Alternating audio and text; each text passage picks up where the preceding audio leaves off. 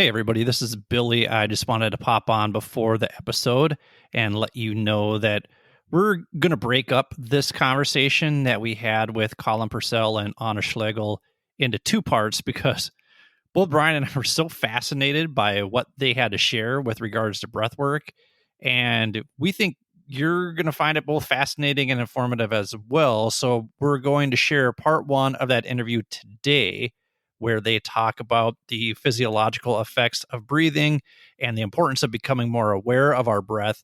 And then next week, they're going to discuss the breathwork retreats they have planned for 2022, as well as their plan for creating a cohabitating, like remote work / digital nomad facility.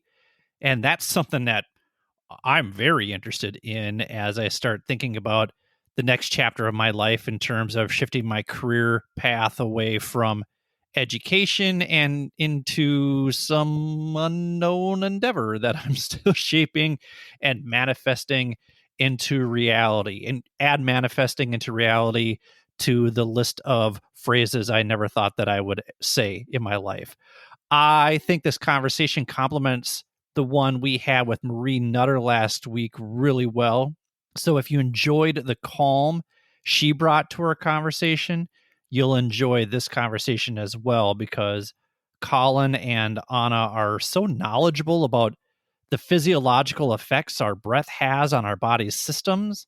So just trust me when I tell you this is a fascinating conversation. Even the science nerd in Brian loved this conversation.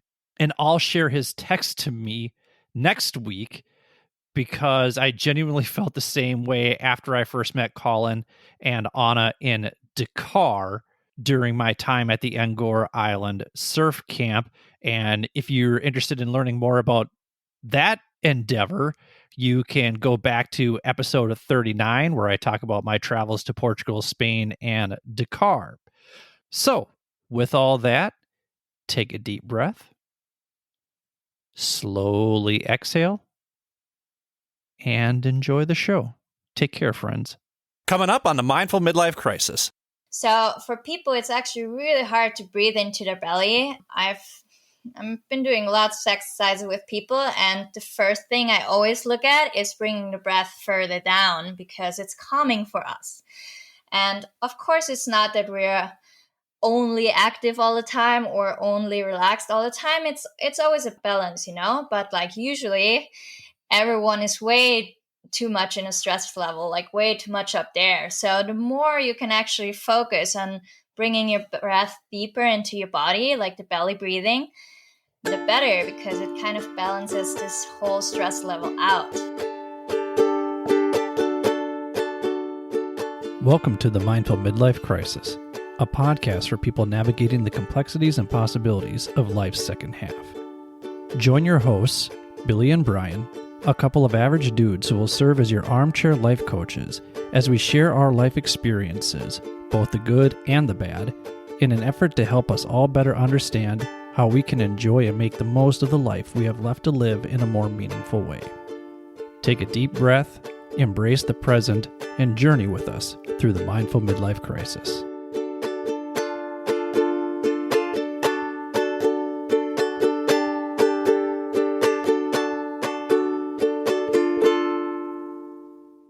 Welcome to the Mindful Midlife Crisis. I'm your host, Billy, and as always, I'm joined by my good friend, Brian, on the bass. Brian, how you doing over there, man?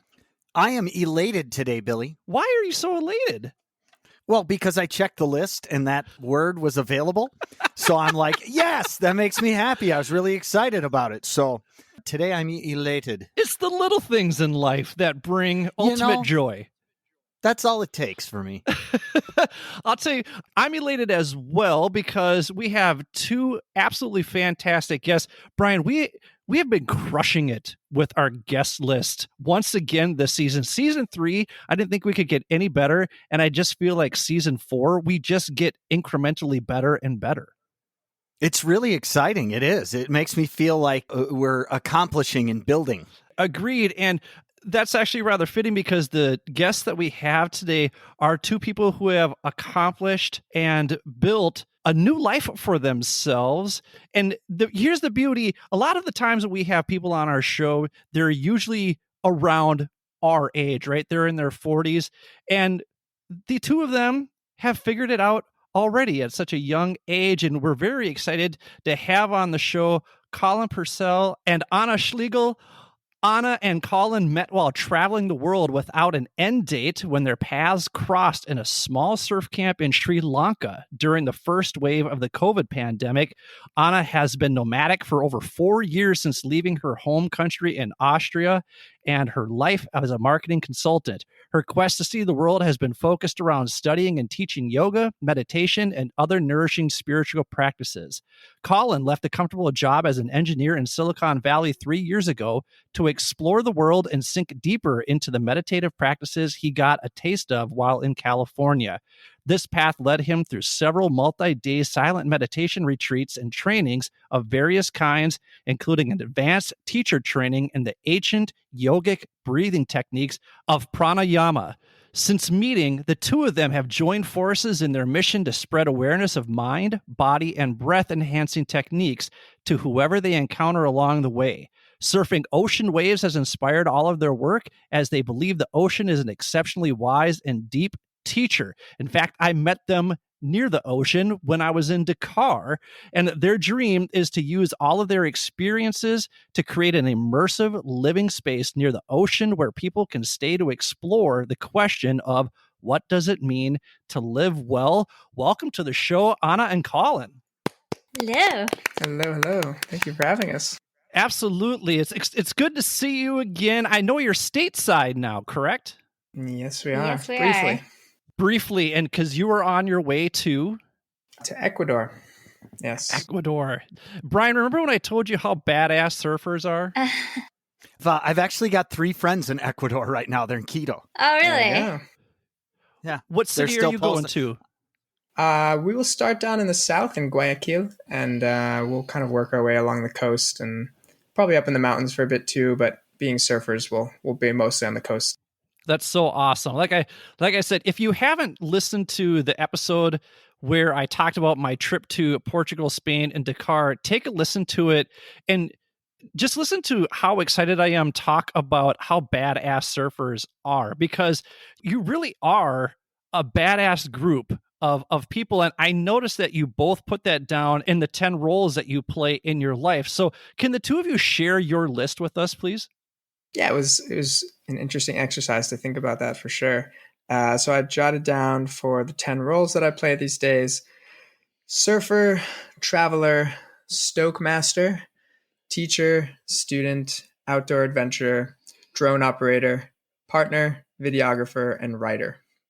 And you want to go? Yeah, so my roles are partner, daughter, friend, surfer, teacher, student, yogi, traveler, healer, and woman. Awesome. So before we get to the 3 roles that you're most looking forward to in the second half of life, I want to talk about the Stoke Master, because when we had John Wessinger on, he talked about the universal stoke, right? So what do you mean by Stoke Master? Yeah, so that's a funny one, because over the last few years, I've participated in a lot of different interesting activities and icebreakers and ceremonial things where you kind of go deep into your own personality and the personality of others and learn some things. And I actually didn't recognize this about myself until just a couple of years ago, when I started to receive a lot of feedback from other people during these activities, saying that if they could kind of describe me in one way, it would be always excited and trying to get other people excited as well. So ever since I've kind of learned that about myself, once again, through others, I've started to notice it more. And I think it's a very kind of key part of my personality and the way that I do things. There's always something that's getting me hyped up. And I do love to share that and to kind of spread it around. One of the nicest compliments anyone ever gave me was, Billy, the reason why I like you is because when you're excited, you want everyone else to be excited about that thing too. So it really is a wonderful compliment that people feed off of that energy and that you are stoking that energy. Yeah. So that's why we get so along so cool. well. Exactly. That's absolutely why we wanted to have you on the show. So what are the roles that the two of you are most looking forward to in the second half of life? And I think it's important for our audience to know that you have a lot longer second half of life. Wow, we'll see. Surfing is a dangerous sport. Who knows? That is true. That is the true. amount of times we hang in the reef. Yeah. I don't know. I have watched someone pull needles out of Anna's foot. So I sea urchin out of Anna's foot. So I just got like a gigantic one out like yesterday. That was in there for 2 weeks. Couldn't walk. Oh gosh. Oh my. Oh. So yeah. So how old are the two of you? I'm 32. And 28. Got it. And I'll tell you that if you saw Anna and Kolin, you'd be like, they look like they're 24 years old. You look great. Surfing has done wonders for you to keep you young. So I think in just keeping up with that theme, the two of you both put down that you're looking forward to being surfers in the second half of life. So what is it about being a surfer that is so attractive? I think it just changes your whole life once you got it, the bug. Like we call it surf bug, like this. Some catch it, some don't catch it, but it's like you have this feeling and suddenly surfing is part of your life and you cannot be without it. And yeah, we talk about this quite a lot. And I feel for both of us, surfing kind of gave us this whole new purpose. Like there's different purposes in our lives, different roles, like we jot down and different things we have to do. But like surfing is so purposeful. It's like brings us to places. It gives us a purpose to go there. It gives us something to do there, something to immerse ourselves into. So once you're kind of in this role of a surfer, and that happens at any level, like it can happen on a foamy, it can happen as a pro surfer. So it's very open for everyone, but once you got it, it's kind of your life. And I think we're both just really excited to immerse this life and to just see where in the world we can be surfers. Yeah, I think for me, there's kind of two aspects to it. There's the idea of progression, which is not a focus for every surfer. But for me, what I really love about surfing is there's this unlimited curve of progression. There's always more that you can do on a wave. There's more places that you can explore in the world. And so there's no limit. You can just keep doing it. You can keep being satisfied with progress. You can keep being disappointed when you don't progress fast enough. And all of those are lessons. All of those are things that you take in and you apply elsewhere. And then the other side of it for me that initially attracted me to surfing was actually I would almost call it more spiritual side of just being with the ocean, which I was actually never really an ocean guy before I started surfing. And I only started surfing a little over 4 years ago. But as soon as I tried it, I very quickly picked up on this like really beautiful aspect of it, which is essentially that a wave is it's an energetic force that's traveling through the ocean, right? Like the actual water molecules themselves aren't moving much when a wave passes through. It's just energy. And so when you synchronize yourself with that energy, even if it's just for a few seconds, there's this really incredible feeling that kind of goes beyond words that you really just need to experience, of feeling fully present for one, definitely not thinking about anything else that's going on, but also just feeling connected, feeling like, for once you're not just this human being wandering around trying to find your way, this separateness. You feel like, wow, like I'm with the universe right now. I'm literally riding a wave created by the universe, which is just like, it's a crazy feeling. And I haven't found that in many other sports or activities. I love when our guests' messages intersect. So you talked about progression, and when we talked to John Wessinger to bring him back into the conversation here, he talked about progression mindset because his whole thing was learning how to take risks through surfing. So I love that you brought up progression because it ties back into what John talked about in episode 32.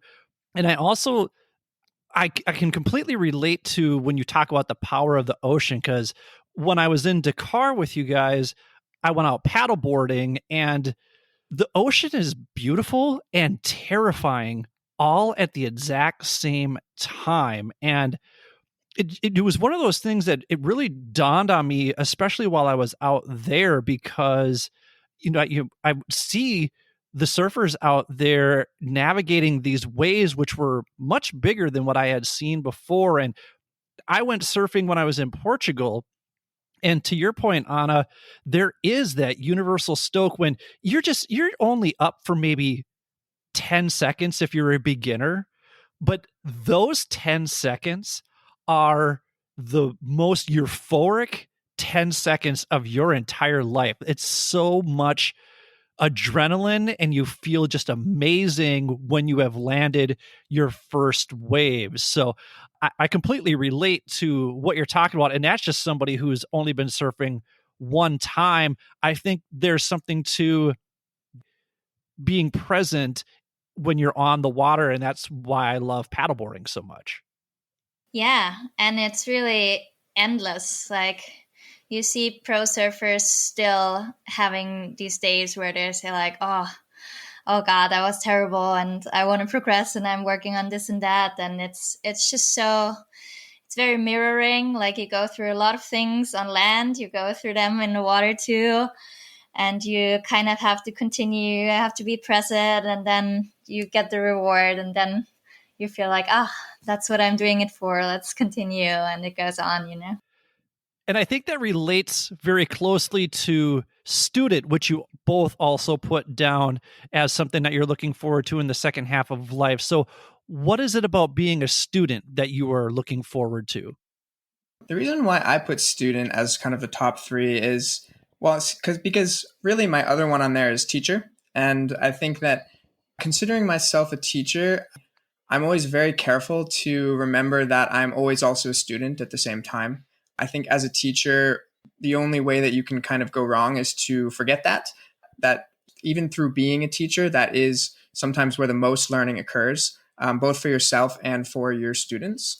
So yeah, I just always like to remember that, like, I consider myself a student of life, I suppose. And I think, in the second half of my life, the second 3/4 or whatever it is, I definitely want to keep that mentality, because what I see with a lot of people, especially, as they start to grow older, is a bit of a loss of that student mentality, and starting to think that they kind of know the way that things are.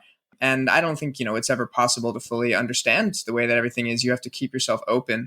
And so I definitely want to kind of play that role throughout. It's important for us to keep being curious even as we age. And it's important for us to keep seeking out ways to grow as we age. And I think it's even more important as you age, because it's too easy to, that's what keeps you vibrant, in my opinion. Yeah, I wholeheartedly agree. I think that's an excellent point. And Anna, you put down healer. And so I'm wondering, do you feel like healer and teacher are related, or why did you choose that one? Are they connected, or do you see it as something different?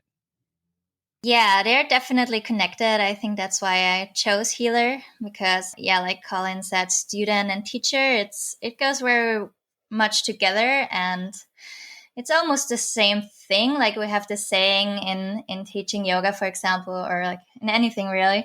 If you want to master something, you have to teach it. So through teaching, there's a lot of things I understand myself. Like, once I transport it to other people, I learn so much within that process. And then, of course, even also as a teacher, you constantly have to be learning, you constantly take in new things. So it's kind of a loop. And healer for me is just this bringing of what I learned to the world, and hopefully help people to integrate it in their lives and to just heal in a way. For me, yeah, healing is a very universal word of just like feeling better, of like dealing with our things, of getting to know different techniques on how to deal with these things, and to just live a more happy life and more in tune with yourself. So healing is a very ominous word sometimes. It's sometimes very physically related, but like healing for me personally is just to grow into this person that you are, and to become more and more authentic with it, more comfortable with it. And that's something that I want to bring to this world. So that's definitely a role I want to continue and grow even more into. Yeah. And one of the reasons why I wanted to have you on to talk to our listeners is because you gave a presentation about breath work that, for me, completely shifted the way that I looked at breathing. And I think one of you even said that just how much we take breathing for granted because we do it all the time, and we kind of ignore just how impactful the breath is. And seeing as how we're talking about reinvention, I think it's important for people to take a look at and reimagine how they breathe, because as silly as that sounds, it's really vital and important to managing emotion and managing response. And so what we want to do is we want to take a quick break, and then when we come back, Anna and Kolin are going to talk about our relationship to our breath. Thank you for listening to the Mindful Midlife Crisis. Thanks for listening to the Mindful Midlife Crisis. We will do our best to put out new content every Wednesday to help get you over the midweek hump. If you'd like to contact us, or if you have suggestions about what you'd like us to discuss, feel free to email us at mindfulmidlifecrisis@gmail.com or follow us on Instagram at mindful_midlife_crisis. Check out the show notes for links to the articles and resources we reference throughout the show. Oh, and don't forget to show yourself some love every now and then, too. And now, back to the show. Welcome back to the Mindful Midlife Crisis. We are here with yoga and breathwork teachers Anna Schlegel and Kolin Purcell. As I mentioned before, they did a presentation on breathwork that really changed the way that I viewed my relationship with breath. And I just found this presentation so fascinating. So, of course, we had to have you on the show. So can you share with us some of the finer details from that workshop? Absolutely. Actually, I guess it might be interesting to just give like a really brief background on kind of how we came to this breathing stuff, because as you were just saying before, Billy, I think most of us kind of take this process of breathing completely for granted. I certainly did for the majority of my life. I actually first got curious about it when I attended a similar-ish workshop a few years ago in San Francisco. It really piqued my curiosity, and then I started traveling, and I kind of keeping in mind that I wanted to learn more about this idea of intentionally breathing. And eventually I ended up finding this training in Thailand, where it was this pretty well-renowned teacher, Paul Daligan, who was teaching yogic pranayama techniques. So this is kind of this ancient art of breathing, and it goes back thousands of years. Some very interesting stuff that they've sort of been studying and practicing and passing along down over generations. And so, yeah, I spent about 6 weeks with him total, learning how to breathe, relearning how to breathe. And there was just so many fascinating things that came out of that. And so, yeah, ever since then, I've just been very curious. I've been exploring different types of breath work in different areas. And yeah, that kind of brought me to eventually to Senegal, where we met and we were running some workshops. Does this cross over into surfing at all, Kolin? Does this breath work help with surfing? Yeah, great question. I mean, that's exactly what we were doing at the surf camp in Senegal, is kind of putting a surfing spin on it, because it's huge, of course, for surfing, right? It is. It can change your whole form. And it's funny because you usually look at what can my body do, what technique can I use, like how to use the water, whatever.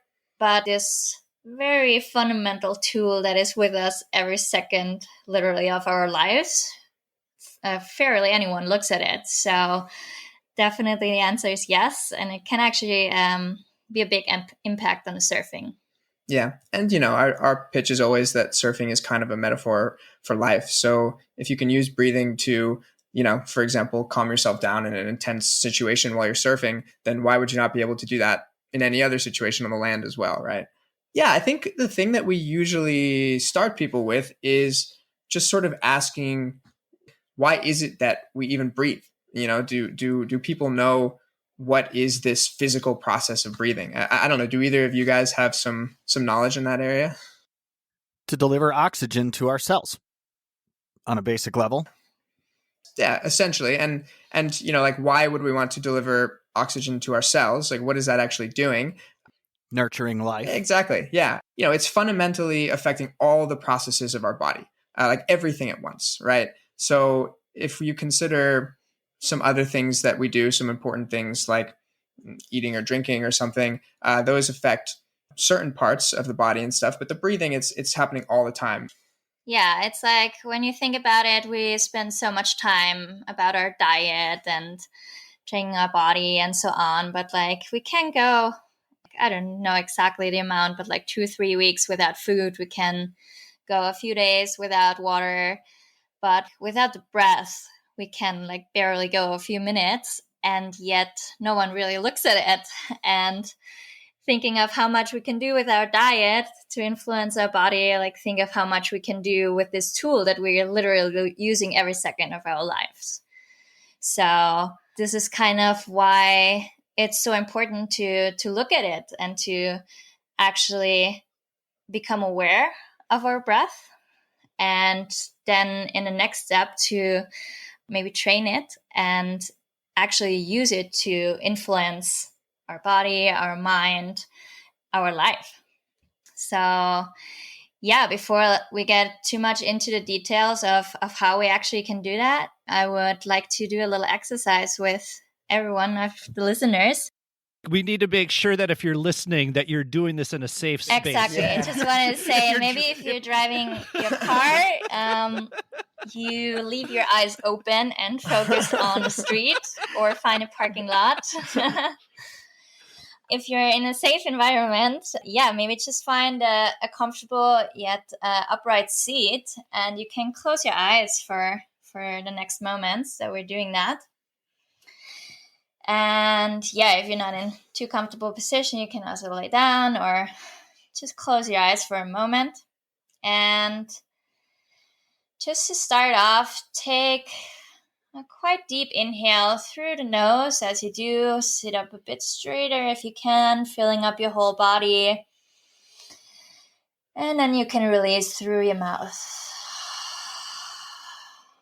And we're going to do that 2 more times and see if you can already breathe in with full awareness, feeling your whole body. And then slowly releasing as you exhale. Do that 1 more time. Slow and deep inhale.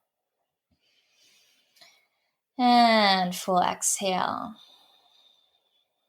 And now keep your eyes closed. And if you can, also close your mouth and just breathe through your nose. And we just brought a little bit more awareness to our breath. And immediately when we do this, we try to usually influence the breath somehow. So just for the first breath here, see if you can let it loose and just let the air flow in and out of your body naturally. No force in the breath in, no force in the breath out.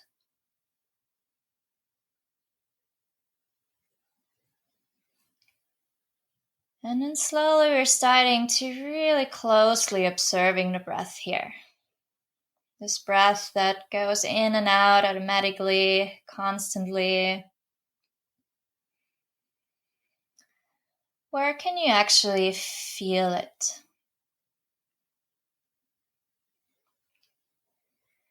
It's a very nice point of start here. It can be your nostrils, and maybe you can feel the air there in the left and the right. Maybe you can feel one nostril a bit more open than the other. Maybe not. Feeling the temperature of the air as it enters the nose. feeling the air as it leaves your body, maybe above your lips.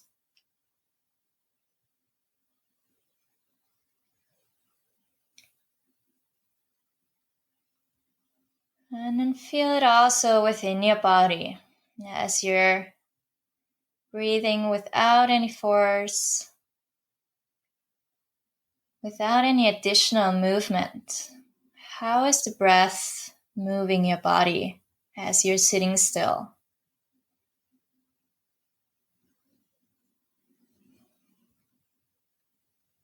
Feel it maybe in your chest as it's slowly moving up and down, in your belly.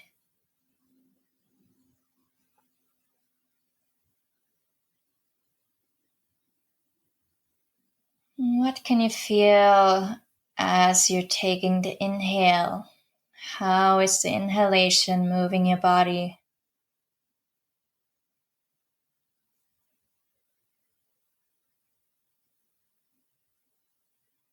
And how is the exhalation moving your body?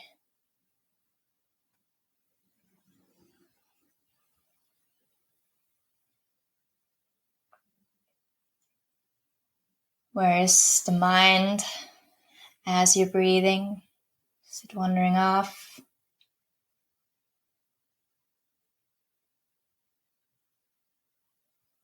Just drawing it back to this constant movement of the breath.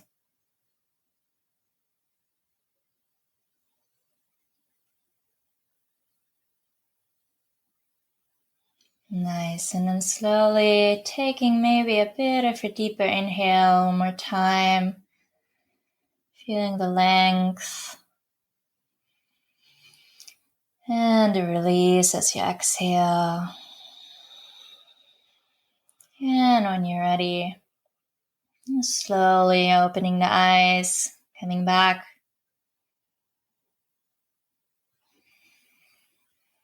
Nice. Thank you for that. Yeah, so Billy, Brian, how do you feel? Can you maybe share really anything that you observed within that little exercise? I'm always so hyper and frantic to start the interview and make sure that everything is a go. And right now I feel much calmer, and I feel is a good reminder for me that maybe before the show I should take 5 minutes to just sit with my breath. I can hear it in your voice already, man. You sound very calm. Much more calm. Yeah, absolutely. Yeah. I can too. Yeah, I can tell it's a tangible difference. The listeners probably heard it. Yeah. It's funny. You kind of settle into it. And I remember doing a very similar exercise with the two of you in Dakar. And when we did that, I think beforehand you had talked about where you feel your breath and how we normally breathe.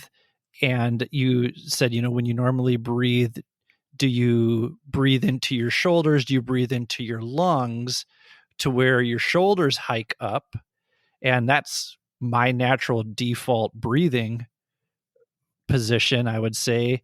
And you had talked about, now what if you breathed into your stomach and let your stomach get full and your stomach expand? And you had a really good explanation for why we might do that. Can you talk about that? Yeah, so that's actually very key point. And yeah, we're going to get into that. And Colin's going to lay out the base for that on why this is so important. So it is nice to talk a little bit first about what the breath, like what part of your body the breath is actually influencing, in order to explain that. We have this nervous system as humans, and for a long time I was confused about the concept of a nervous system. It didn't really make sense to me, but I've since figured out that it's it's quite simple, really. It's just, it's this network of nerves. Everybody knows what a nerve is, like a little sensor somewhere in your body that's sending signals to your brain. And so you have this huge network of sensors that are sending signals all the time up your spinal cord and into your brainstem. So that's your nervous system. And, there's a couple of different ways that it interacts throughout your body. But, one part of the nervous system is called the autonomic nervous system, which is essentially like the automatic stuff. So this is what's controlling the beating of your heart, the digesting of your food, the transport of different hormones. It's all the stuff that you're not consciously controlling, but is essential to stay alive and to function. So within that autonomic nervous system, you have two branches, and the terminology, they're called sympathetic and parasympathetic. We can just kind of refer to them as like the relaxing mode versus the active mode, right? So the active mode, the sympathetic part of your nervous system, is it's what your body engages when you need to do something. So when you're kind of stressed out, or when you're going and you're about to start being active, that's going to activate this sympathetic mode, and that's going to send out stress hormones. It's going to send out adrenaline. It's going to do all this good stuff for you to get something done. Then you have the relaxing side, the parasympathetic, and that's going to do the opposite. That's basically saying, my body and my mind is safe right now. I can relax. I can digest. They call it the rest and digest. And there's a lot of really important functions, like restorative functions, that happen when you're in this mode. Now, the problem is, and we talked a lot about this during the workshop with you, Billy, is that we're constantly in this active stressed mode these days, right? This isn't news to anyone who's listening to this podcast, I'm sure. Our nervous system physically was designed tens of thousands of years ago, when our biggest threat was like running away from a predator every couple of days. So we didn't need to be hiking up our nervous system all the time when we received text messages, and when we had all this crazy stuff that happens in the modern world that wasn't happening back then. Yeah, so that's kind of like two different modes that we can be in. We're often much too much in this active sympathetic mode. And so a lot of the stuff that we actually talk about with breathwork is, how can we just calm ourselves down? How can we kind of get back to a normal regulatory state where we're just restoring and resting? And yeah, we'll talk more probably about like the different ways that the breath can influence the nervous system. But yeah, it's helpful to just kind of have that baseline understanding of what we're doing here. And so, to take it specifically to your question, Billy, you're talking about belly breathing, right? So yeah, Anna, you want to actually talk about that? Like what's the difference between those two why things? Why is this so important to understand, and why it's very easy to relate from the breath is, when we're breathing in our chest, we actually activate this sympathetic nervous system. So this nervous system that is telling us, do, active, run around, So if you look around, and when I like teach breath work to someone, or having a course or whatever, or look at a person individually, what you can see always first, people are breathing into their chest. So the breath is very up here, like you said, shoulder, chest movement. And that's usually what you see first, do when you're starting to observe your breath. So what it does, the breathing up all here, it activates the sympathetic nervous system, signalizing us more, doing more. So it's kind of a vicious circle. The more we breathe up here, the more we're enhancing our stress factor. The more stress we have, the more we breathe up here. So it's kind of in a loop up here. If we breathe into our belly area, that's activating the parasympathetic nervous system, signalizing our body everything is good, we can relax, we calm down.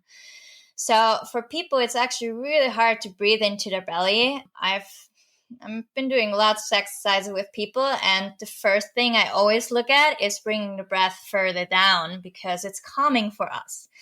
And of course, it's not that we're only active all the time or only relaxed all the time. It's always a balance, but like usually everyone is way too much in a stress level, like way too much up there. So the more you can actually focus on bringing your breath deeper into your body, like the belly breathing, the better, because it kind of balances this whole stress level out.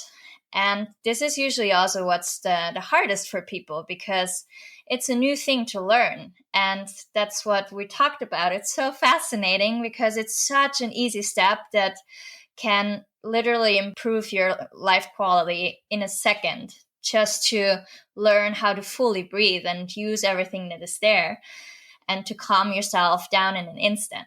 So yeah, this is always what we talk about first, and what is nice to do this little exercise for, because usually you see that it's a lot easier to direct anything up here, but the really breathing down here, like even relaxing your belly. This was my first aha moment when I learned breathing techniques, was to actually relax my belly. Like I constantly, like in my early 20s, had like belly cramps and felt like uncomfortable. And yeah, it's kind of what we taught, is like you have to look good, you gotta tuck in your belly a tiny bit to like have a nice form to fit in your jeans.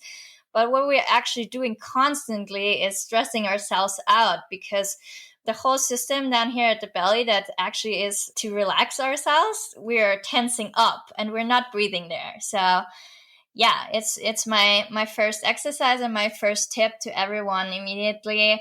Learning belly breathing. And learning belly breathing is very simple. It's just putting your hands onto your belly and see if you can breathe in there slowly and comfortably and relaxed. And yeah, it's the first tip on how to live a more happy life. That was a huge takeaway for me, especially when you talked about when you breathe in to your chest, that you're hiking everything up. And I think that really resonated for me, because years and years and years ago, I struggled with neck pain. And this was before I even started meditating. And like I would know that I was hunched up in my neck all the time, feeling the stress. And even now that, through meditation, I become a little bit more aware. I'm clearly not at the level where the two of you are with the training that you have had, but I am able to recognize when I'm tensing up, and the tension is always in my neck and shoulders, and they're hiked up, and I can feel the tension up there. Yeah. So when you talked about this, it completely shifted my way of, okay, like when I'm meditating or when I'm feeling this level of stress and I feel it in my shoulders, how do I shift my breathing into my stomach? Yeah, the second thing to look at there, and that's very interesting to like mention in that context too, is when you say like you're tensing up, it's like inhale versus exhale.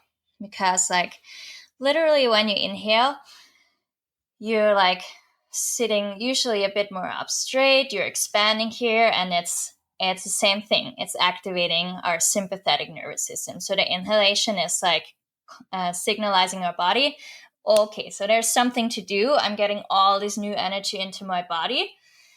And often it's like kind of stored here. It's like in your neck and your shoulders. That's where it all comes. So I'm ready to do now. And this like readiness, it can be a positive thing too, because it like helps us to do and expand, and it kind of gives us this like force. But if you don't release it, if you exhale like really poorly, it's like all going to be blocked in there, and you're going to be tensed up, and you're kind of holding this whole activation with you, and it's kind of staying up here. So the second thing to look at here is the exhalation. And you might have noticed in the little breathing meditation exercise we did, the exhalation we use as a releasing part. So I said like inhale, feeling the whole body, and then release. So the exhalation is again doing the opposite. It's activating our parasympathetic nervous system. It's signalizing the body, okay, everything is good. I can relax now. And you can actively use that in certain body parts to really like focus there and use the exhalation to kind of get rid of this tension. It's a really nice metaphor and technique that I often do in meditation or in breathwork, where you actually concentrate in the inhalation of just sitting up straight and actually enjoying this expansion without letting it stress you or like getting it too high up, but like just feeling the space. It's a wonderful thing that we get all this energy and this space. And then you focus with the exhalation on releasing, and whatever it is, it can be mental things that you like have a thought there that you just release. It can be physical things like tension in shoulders, legs, hips, anywhere. And it's very grounding. So you have like all this weight shifting down towards the earth. So it's grounding and calming at the same time. This in combination with the belly breathing is like wonderful to do. And you can also do it separately. So looking at the exhalation and just trying to extend your exhalation, again, has a wonderful effect on your nervous system, and just a very calming effect. And it's kind of helping bringing all this, what is stored up here, if it's like chest, neck, shoulders, anywhere, towards the ground and just releasing it. Yeah. And just one quick thing to add there, like, as you said, this is kind of Breathwork 101, like another very simple tip, right? We said belly breathing before. Now we're talking like inhale versus exhale. So with the exhale specifically, as you said, extending it, meaning if you just exhale a bit longer than you inhale, and then keep extending it further, longer, what you're going to do is, as you inhale, you activate a little bit of that sympathetic active, but then as you exhale longer, your nervous system gets calmer and calmer and calmer. Then maybe it comes up a little bit with the next inhale, and then exhale, it gets calmer and calmer and calmer. And you keep repeating this over a few minutes, and what you'll see is that you get really calm. It's very simple. I mean, there's a lot of advanced breathwork and advanced technique and stuff talking about breathing muscles, but this is extremely simple. It doesn't matter how you're breathing. It's just counting the length of an inhale versus an exhale. And if your exhales are longer, and if you maintain that for a few minutes, you will calm down. Just physiologically, you will. So once again, very simple, practical. And it's really something that is, again, not looked at very much, because usually the exhale for everyone is very, oh, you just exhale, and often there's so much air like staying in your body, like it's so much potential there in this very little thing. If you really exhale fully, you have all the space for like new nourishing air, and then you let it go again. And like we said before, it's really for everyone, because like we're so active all the time, like because there's often this like question, like, do I have to calm myself down constantly? It's always a balance. Of course, you're never either here, either there. But like usually everyone is way too much up here. So the more you can do like these exercises constantly, the better for your psyche and for your body. That's why I tell people I do mindfulness just so I can stay this level of intensity. Like because if I wasn't doing mindfulness, then I would just be an even more obnoxious asshole than I already am. So this is so I can keep at an even keel in some capacity.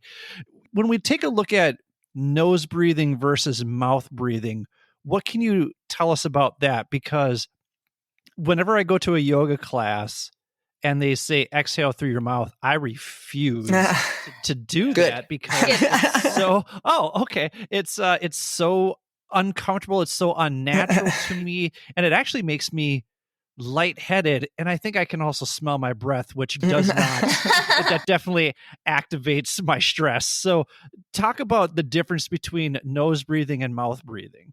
Sure. Yeah. So this is another one that we like to talk about because it's so simple. And it's just like, I can't believe that some of this stuff isn't taught at a very young age. It just seems so obvious. Like, teach kids how to breathe. It's not hard. Just give them a few classes and then they'll be set for life. Because nose breathing versus mouth breathing, most people don't even know the difference. Most people don't even know that humans are fairly unique in our ability to breathe through both orifices. Most animals use their mouths for eating, most mammals, I guess, and then their noses for breathing. So why can we do both? And, I think the reason, what nobody really knows, but the theory is because the mouth can actually act as this really nice kind of, I call it like an escape hatch. It's like an emergency mechanism for breathing if you really need to pull in oxygen quickly and release carbon dioxide quickly. Okay, but it's not efficient. In fact, it's the opposite of efficient. And it's exactly why, I'm sure you guys can relate, having done any exercise at any point. Whenever you get into that zone where you can no longer breathe through your nose and you're breathing through your mouth, that's kind of like the start of the end of your energy cycle. It means that your muscles are going to start to get really tired soon, and you're not going to be able to, you're going to have to stop or slow down, right? And the reason for that is because you're not breathing efficiently. You're missing out on hundreds of thousands of years of evolution that was going on with your nose, which has all of these very helpful filters, this way of pulling in air and kind of cleaning it, making it pure, as well as restricting the rate of inflow and the rate of outflow to a much healthier balance. Because within your body, there's all this stuff that's going on with gas exchange, and if you're doing it too quickly, you're wasting your body's efficiency, to put it simply. So I love to preach, ever since I learned this a few years ago, trying to breathe out of your nose as much as possible throughout your daily life. There are exceptions to this. Like, for example, when we're teaching the surfers, people often ask, well, what happens if, you just got hit by some big wave and you got to come up and paddle around or get smashed on the reef or whatever? And it's like, yeah, okay. If you're in a very dangerous situation and you need that burst of energy, that short boost, then you can totally breathe through your mouth, and you should. But if you're training, let's say you're running on a treadmill and you actually can control the rate at which you're doing something, getting to the point where you need to breathe out of your mouth is almost always disadvantageous to your training, to your body, to everything.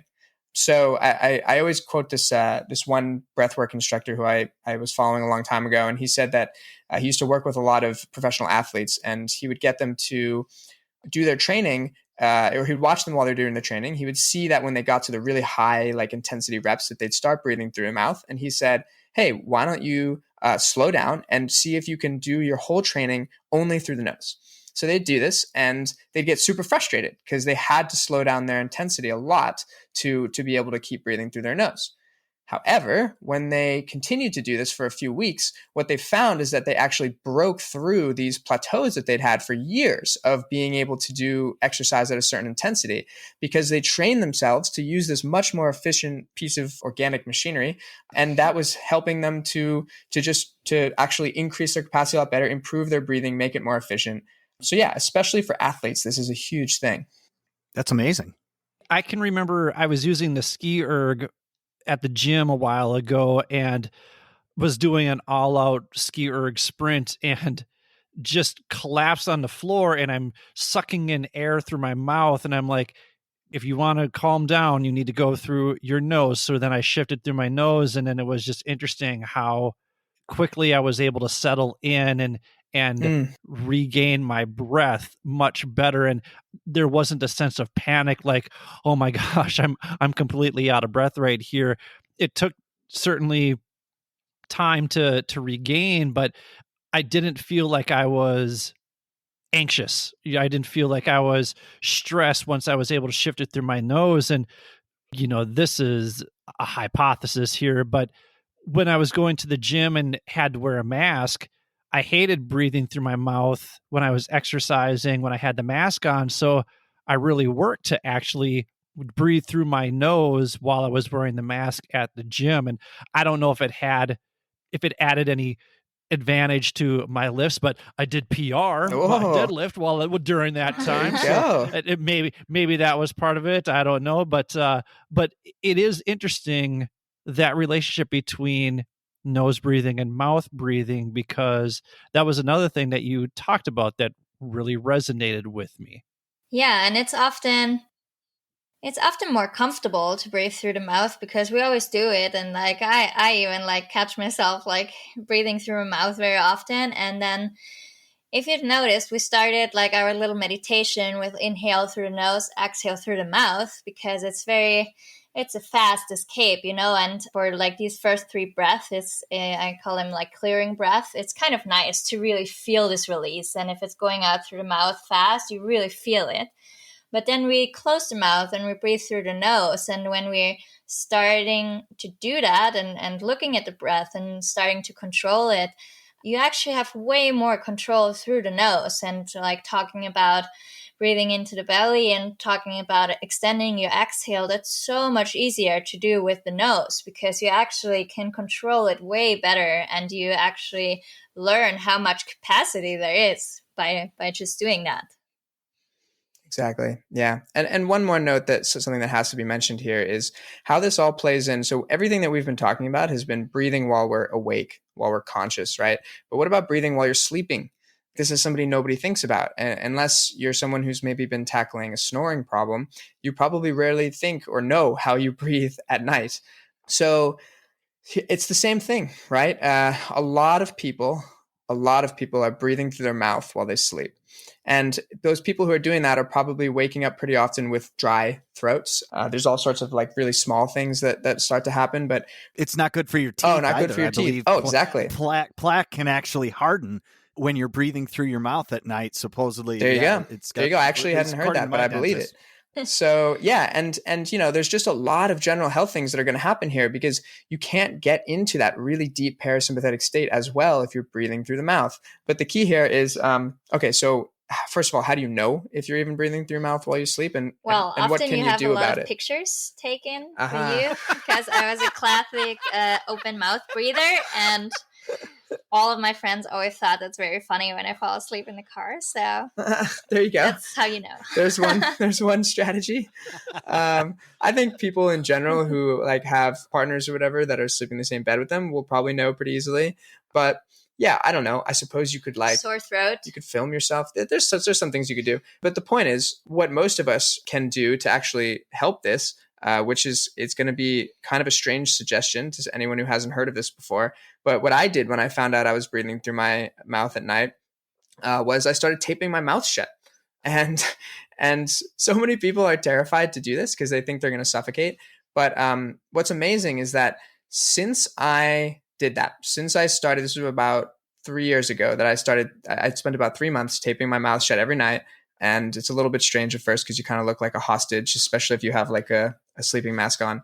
But if you get over that, then what started to happen is my nose, which used to get clogged all of the time to the point where I couldn't breathe through it, it stopped doing that.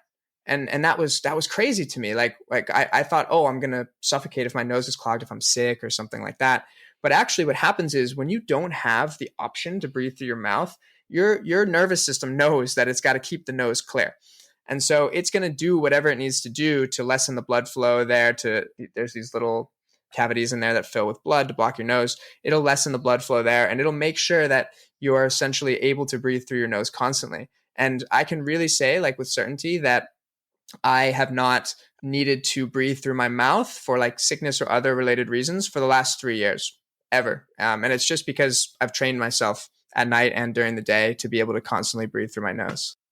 Yeah, it's absolutely amazing what it can do.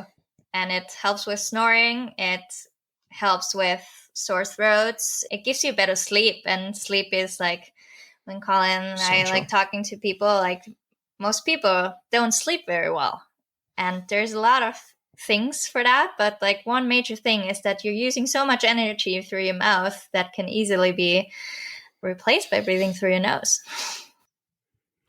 I found something online one time where it looked like underwear that you put on your head and it kept your mouth shut. But it was, and I bought it, and I bought the wrong size, so it clamped my head shut so badly that it hurt my jaw. So I stopped wearing it. But I remember you talking about open mouth, and I think too, just especially if you sleep on your back, gravity most likely takes over your jaw and you're going to open up your mouth when you're sleeping. I think your body gets used to it because when I met Kolin, obviously he recommended that to me to like tape my mouth. I was like, okay, let's try it. But yeah, your body gets used to it. And after a few weeks or months, you don't need the plaster anymore. And it stays shut, except still if you fall asleep in the bus or so, then it goes open and you get another picture. This is also fascinating, and I imagine that our listeners are finding this fascinating too. So what we're going to do is we're going to take a quick break, and then when we come back, Anna and Kolin are going to talk about the mindful co-living and remote working facility that they are looking into building and developing for people out there like you who may be interested in doing some more work with your breath. Thank you for listening to the Mindful Midlife Crisis. Thank you for listening to the Mindful Midlife Crisis. If you're enjoying what you've heard so far, please do us a favor and hit the subscribe button. Also, giving our show a quick 5-star review with a few kind words helps us on our quest to reach the top of the podcast charts. Finally, since you can't make a mixtape for your friends and loved ones like you used to do, share this podcast with them instead. We hope our experiences resonate with others and inspire people to live their best lives. Thanks again. And now, let's take a minute to be present with our breath. If you're listening somewhere safe and quiet, close your eyes and slowly inhale for 4, 3, 2, 1. Hold for 7, 6, 5, 4, 3, 2, 1. Slowly exhale for 8, 7, 6, 5, 4, 3, 2, 1. Let's do that one more time. Inhale for 4, 3, 2, 1. Hold for 7, 6, 5, 4, 3, 2, 1. Slowly exhale for 8, 7, 6, 5, 4, 3, 2, 1. Go ahead and open your eyes. You feel better? We certainly hope so. And now, back to the show. Hey friends, that was part 1 of our conversation with Kolin and Anna. We hope you found it as fascinating and informative as we did. Don't forget to tune in next Wednesday for part 2 of our conversation with Kolin and Anna. If you want to hear someone talk about how impactful breathwork has been on their lives, go back an episode and listen to our conversation with Marie Nutter. I've never been in a room with someone who has such a calming presence about them. And when we shared that with Marie, she attributed that to her breathing and yoga practice. So check out that episode next, and then tune in next Wednesday for the second half of our conversation with Kolin and Anna. If you like our show, like, follow, subscribe, or whatever it is that you do on your podcast listening platform, and then episodes will just be downloaded automatically to your phone. If you really like our show, please leave us a review on Apple Podcasts or click the 5 stars on Spotify, or follow the link in our show notes to leave a review on whatever available platform there is on that link. Your reviews help other people looking for a show like ours find it. Plus, my love language is words of affirmation, so your kind words mean the world to us. So, for Kolin, Anna, and Brian, this is Billy. Thank you for listening to the Mindful Midlife Crisis. May you feel happy, healthy, and loved. Take care, friends.